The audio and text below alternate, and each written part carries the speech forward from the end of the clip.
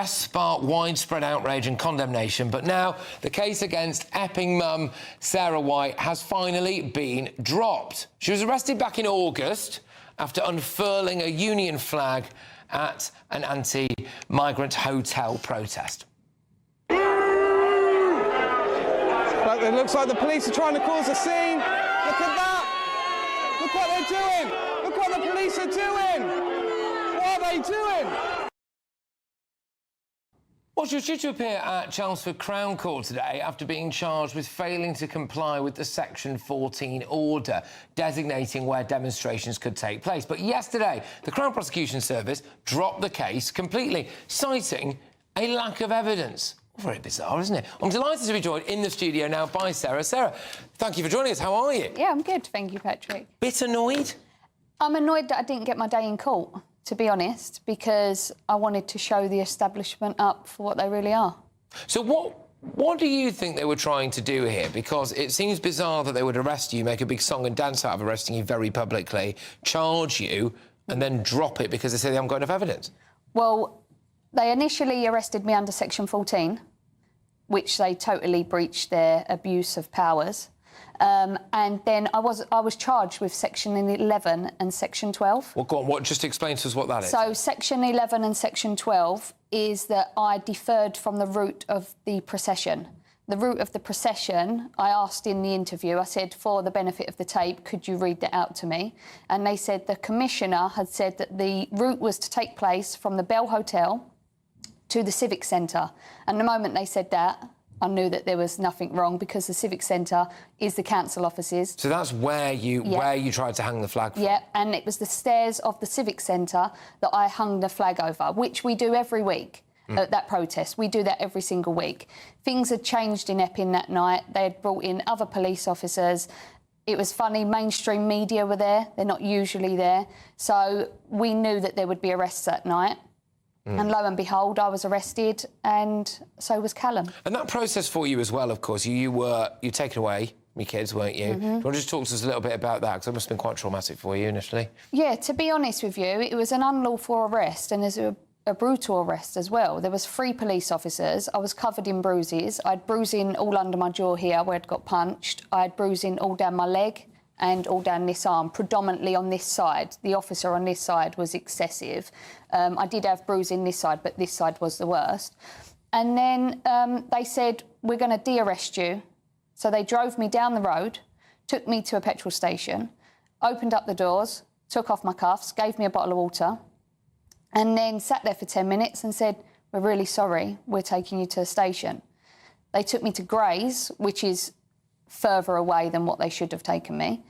And then I was kept for 24 hours. So it was the maximum amount of time that they could keep me. So as far as I'm aware, what they was trying to do was send a message to any woman that wants to go out protesting. If we can arrest her and do that to her and be as forceful as we was, then yous lot are going to toe the line. Because at the moment in this country, women are rising and women are standing up. And that is encouraging more men to come out as well. Yeah, so you think really what they were trying to do was not just silence you, but send a wider message to people as well? Yeah, and unfortunately for them, what they didn't take into account was I'm the wrong person to arrest because it didn't silence me. In fact, when I come out from spending 24 hours in police custody, Elon Musk had tweeted, and if you've reached the richest man in the world, you've done something right. So I took one for the team. If it had meant that I'd gone to prison, then so be it. I will not stop until this country is in a better state. And I would encourage all women to get out and protest and do what's right for the future generation. I can't help but noticing as I was reading that, actually, that you were due to appear at Chelmsford Crown Court. That's right? I was told magistrates. Magistrates, oh, right. Yeah. I was going to say, because it's the same court, I believe, where the bloke who was from Eritrea, who was now been found guilty of multiple different counts of sexual assault, one of them, of course, against a schoolgirl, that ignited a lot of this stuff. Yes. He was at that court as well, wasn't he? Yeah, recently. Not that long so he would have been there. I mean, what, do you have any indication of what kind of sentence or punishment that you were lined up to get here? 12 months. Right, because I think he's got 12 months. 12 months? Yeah. So conceivably, you would have had exactly the same prison sentence for And a fine. And a fine, yeah. For unfurling a Union flag from the Civic Centre that he got for sexually abusing a schoolgirl. Yeah. It doesn't make sense. No. And it doesn't make sense at all. But what that's done is it's sparked a rage across the country, because I think Epping was like the epicentre for all of these protests that are going on up and down the country. And I believe that's what they were trying to do. They were trying to silence us, so we shut up, we backed down. And it hasn't done that. It's just, what it did do was, I then got the chance to speak at Tommy Robinson's march on the 13th of September to 2 million people. I then got driven home by Ant Middleton.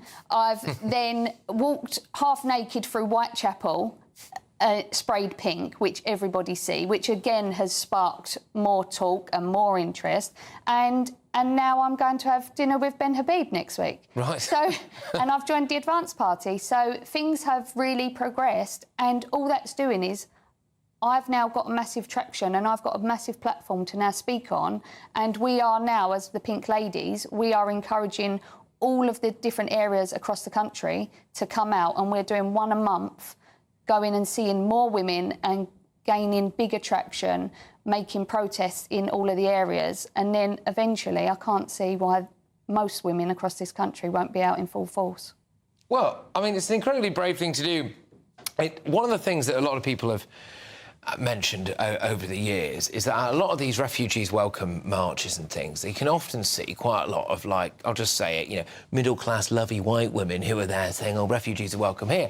A lot of people are saying, actually, do you not necessarily realise that perhaps you are some of the people who are most at threat by some of the people who are in this country illegally, who we don't know who they are, and go on and commit these sex crimes. And there's an aspect of useful idiocy about a lot of those people, but you are trying to lead the counter to that, aren't you? And you think that you're really going to make a difference here, because basically people can't silence the women of England. No, definitely not. And I think when women come out together, when women stand together, when women rise together, you've got a massive force on your hands, because then what happens is it encourages their husbands, their sons, their fathers to come out and protect us. And because they're thinking, well, if my wife's out protesting, I've got to go and well, you look like a bit of a so-and-so if you're just sitting at home. Yeah, of course you do. Yeah. So, and, you know, and that is ultimately what we want. People keep going to me, well, you know, they're not all criminals. No, they're not all criminals, but we don't know who they are. And let's not forget, they've broken into this country, they're undocumented, we don't know who they are and what they're capable of. And we've got our own criminals to contend with. Our own prisons are overrun. Yeah. So we haven't got space for these people. And another thing that I'm campaigning for is, if you can give funding to these undocumented men and allow them to live in lovely properties or four-star hotels, then what is happening to our families with disabled children who are having their benefits stripped at every single turn?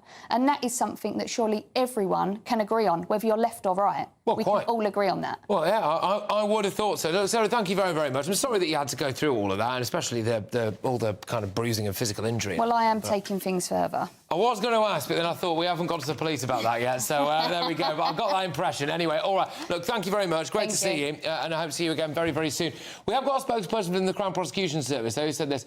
This case was charged by the police, and the material from the investigation was provided to us. Following a careful review of the case, we determined that our legal test for prosecution was not met, and have subsequently discontinued with both charges. Well, that begs a few questions there anyway. Well, thank you very much, Sarah. You take care.